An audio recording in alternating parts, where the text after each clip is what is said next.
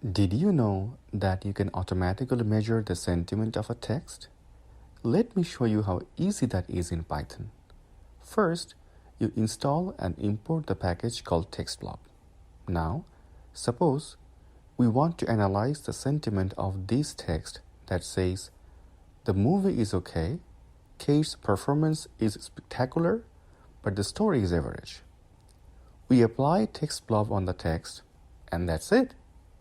Now, when you print this assessment, you can see the sentiment scores.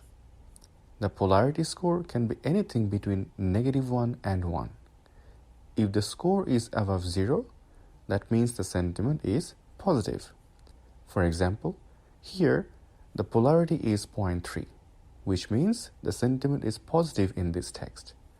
If the score is below 0, that means the sentiment is negative.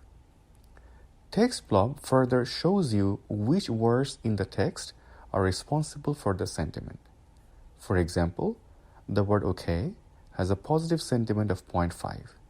The word spectacular also has a positive sentiment of 0.6, whereas the word average has a slightly negative sentiment of -0.15. Let's try one more example. Say the text is Kramer was not a true politician. In this case, the score is -0.175, which means the overall sentiment is negative.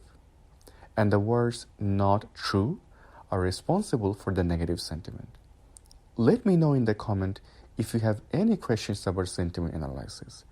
If you enjoyed this video, hit the like button and follow me on TikTok or YouTube, where I post about data science to help understand the concepts and techniques for analyzing data so that you never feel stuck with data. Thanks for watching.